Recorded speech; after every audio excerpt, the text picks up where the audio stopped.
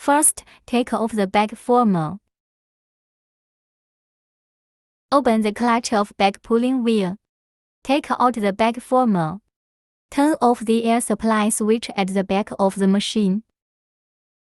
After turning off the air source, fold the mold manually. Close the clutch of the back pulling wheel.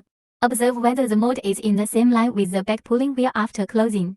If not on the same line, need to adjust the mold position. Loosen the 4 screws which fix in the vertical sealing mold.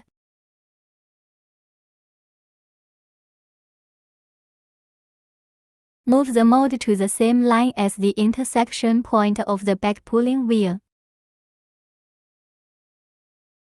Lock the 4 fixing screws. Observe the back pulling wheel and vertical sealing mold from the side. Are they on the same horizontal line? Loosen the fixing screw of the back pulling wheel. Adjust the position of back pulling wheel.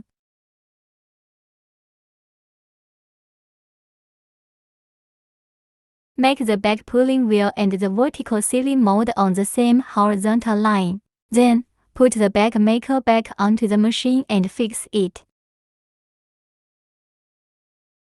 When fixing the back former, ensure that the back former is relatively vertical. Turn on the machine air supply.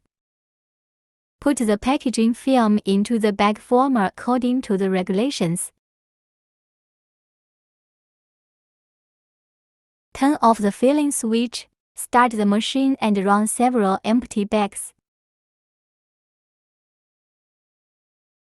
Observe the sealing status of the back sealing.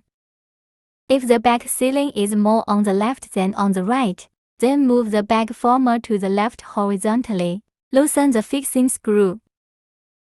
After loosened, move to the left. When moving, pay attention to keep the back former absolutely vertical. No need to move too much. A little is enough. Tighten the fixing screws after moving, and confirm whether the back former is vertical.